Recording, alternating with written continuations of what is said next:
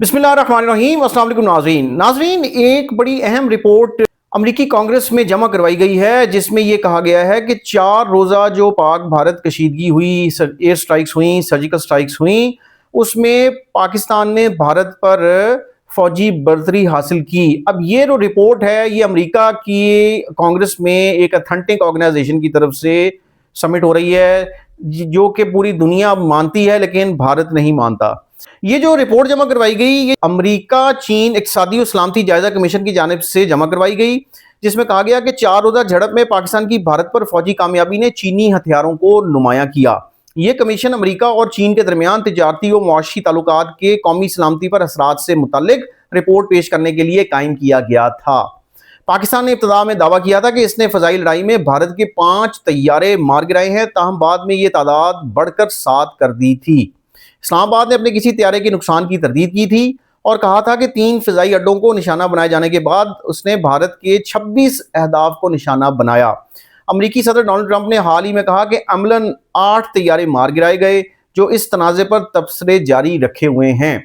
اپنی سالانہ رپورٹ میں کمیشن نے مئی کے تنازع کا حوالہ دیتے ہوئے کہا کہ چین نے اس موقع کو اپنی دفاعی صلاحیتوں کو آزمائش اور فروغ دینے کے لیے استعمال کیا۔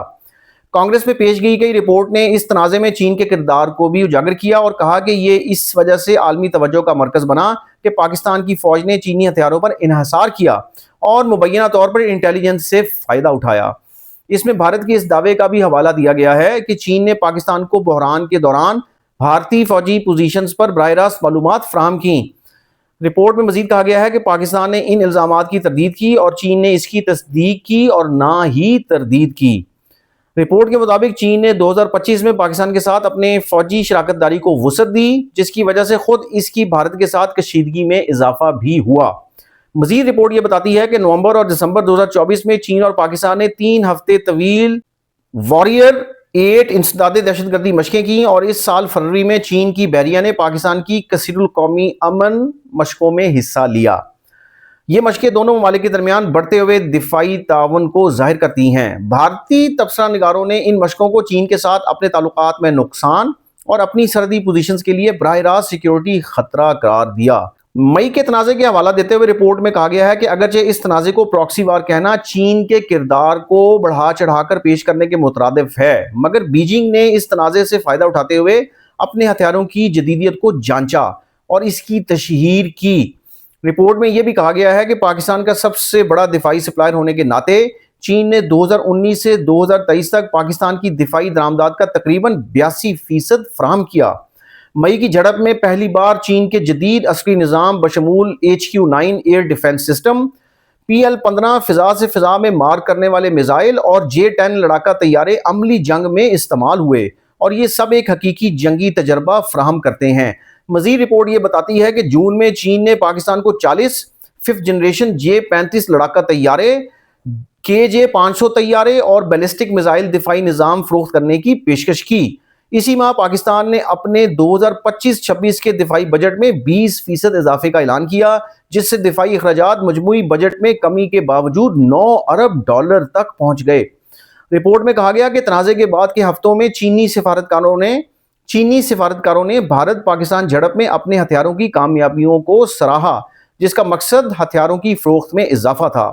رپورٹ میں فرانسیسی انٹیلیجنس کے اس الزام کا بھی ذکر کیا گیا کہ چین نے فرانسیسی رفال طیاروں کی فروخت کو روکنے اور اپنے J-35 کی تشہیر کے لیے غلط معلومات کی مہم شروع کی اور جعلی سوشل میڈیا اکاؤنٹس کے ذریعے AI اور ویڈیو گیم کی تصاویر کو ایسا ظاہر کیا کہ جیسے یہ وہ ملبہ ہو جو چین کے ہتھیاروں سے تباہ کیے گئے بھارتی طیاروں کا ہے۔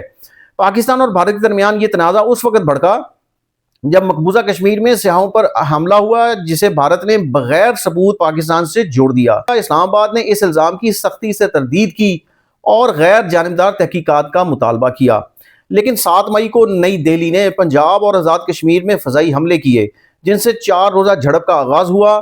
دونوں جانب سے ایک دوسرے کے فضائی اڈوں پر جوابی حملوں کے بعد 10 مئی کو امریکی مداخلت کے نتیجے میں جنگ بندی مکمل ہوئی۔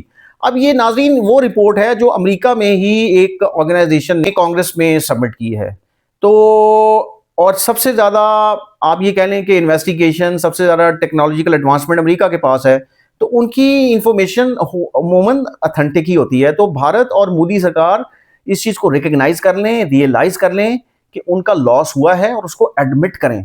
تھینک یو جی, اللہ حافظ, آپ سے پھر بات ہوگی.